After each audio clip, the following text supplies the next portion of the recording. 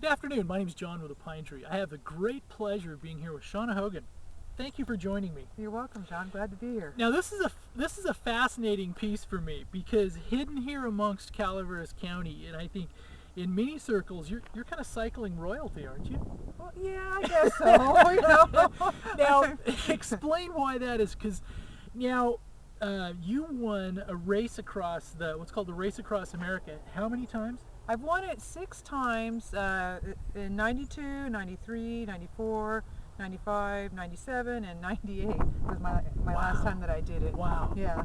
Now, I guess a lot of questions that I've always thought over the years is, I think just the incredible athletic side of it, but a lot of it's just sheer willpower too. I mean, you must have a pretty scary drive as far as... Yeah, I've always been driven, always. I always set goals and go for it, set goals and go for it. And I think that's really important, in Right. life, Right. is to set goals and go for it.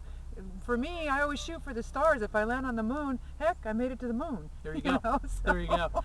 Now, you even have, as we were coming out to do this, you have another one that you're training for right now, don't you? Right now I'm training for the 24-hour track record. Okay. It's going to be at Hellier Velodrome in San Jose. Very cool. Yeah, 24 hours round and around on a third of a mile track. Now, there's another story behind this, is you held that record for how many years? Oh, since 93, I think. Yeah. So she's trying to run it again, right? Yeah. Well, back in September, one of my friends, Anna, in Italy, she broke my record. So the gauntlet is down, as they say. And, but now I'm over 50, so I can save face and just go for the 50-plus record, but have an ulterior goal. Got it. The stars, Kind of that handicap that you don't want to use type of thing. There you go. Great. Right. Now, I guess, well, just tell us a little bit about, I guess, the elevation, the evolution of your career. How'd you end up getting... Well, I started off cycling like most people Right. do, with the centuries, and then I did a double century, and then I was out, I was going to do a triple century a month after my first double century with a friend of mine who was doing a quadruple century. Wow. And we were riding together, and he was going to have a van support him at the end of the 300 miles, and I was going to get in the van and ride in the van. Well, the 300 miles was up, and I'm like, why do I want to sit in a van for 6 hours? So I rode the 400 and I did really well. Wow. I wasn't expecting to do well, but I did, Yeah. And people started to encourage me to qualify for the Race Across America. Now, dumb question. Now, have you always excelled at long distances, or did you ever do any traditional cycling? I've done some road races, Okay. but most of my cycling's been with ultra cycling. Okay. Now, I guess the other question is that, it's like an event like a Race Across America and stuff where you just have, miles and miles, the middle of the night. I mean, what keeps you driving and stuff like that? Well, in that situation, you can't pay attention to what you're doing.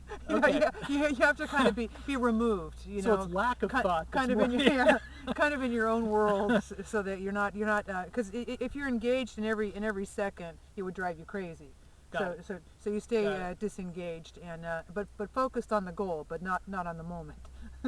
So you think more in half-hour increments rather than or No, hour? actually, like 3 or 4 hour Got it. increments. Right. So it's not for somebody who has ADD or something like that. I'm just kidding. And one of the things I've always been amazed at with people who are really good at cycling is just the amount of training. And I think, am I wrong in saying that to be good at competitive at cycling, it requires more just pure training than almost any other sport, doesn't it? Well, I think with ultra cycling, it's a way of life. It's actually a lifestyle. You have to just make it a part of your life. You can't just be, well, I'm going to ride my bike 3 times this week. It's every day, and it's integrated in your life. So it's not, so it's not a chore, something that you have to do. It's just part of your life. So what different distances would you do for training for a given week? I mean, do you have 1 century day and then some other shorter ones, or how does it, Well, normally I work during the week, so they're always short during the week. And Okay. then on the weekends I do long rides. Yeah. It depends on what's coming up, how long they are and what they are. Yeah, so. Yeah, how long have you been in Calaveras County? I've been here since since 2004. Okay. Yeah, All so right. I've been here for about 8 years. Is this, I mean, the terrain and everything, pretty good training area? It's really nice here, and most of the drivers are really nice. They give me space, you know. I like it here. I like it here a lot. Very nice. Yeah. Now, for your job, you're a software engineer? I'm a software engineer. I've been a software engineer with IBM for 25 years. So not only are you an athlete, you're driven in other areas. Yeah, yep. I've got a master's degree in mathematics. Well, I guess tell us a little bit about if somebody, let's say you're leading up to an event like the, I mean, take us back. I mean, how did you, I mean, what's the process? And a lot of people probably don't even know, like, starting point and end points of a race like that. I mean, like the thought process of getting up to it. Yeah, maybe take us through like getting up to it, and like where did, like, some of the ones you won, where did they start and then where did they end and that kind of stuff, or what route you take. For the race itself. Yeah. All the races I did started in Irvine, California, and went Okay. to Savannah, Georgia. Got it. And Savannah's a beautiful city if you've ever been there. If you've never been there, it's just gorgeous. Yeah, so we always went there. We took different routes at different years, but Okay. but the start and end were the same. And it's about 2,900 miles. Wow. We go, well, one year we went across the Continental Divide in New Mexico, so Okay. we didn't go over the Rockies, but all the other years we went over the Rockies. Wow. Or Wolf Creek Pass. So you had some pretty amazing elevation changes and everything along Oh with yeah, it. yeah. Going up Wolf Creek Pass is something else because you get up to I think it's about 11,000 feet, and there's no air up there, so it's basically just getting over it and staying with air and wind and Right. being able to breathe. Right.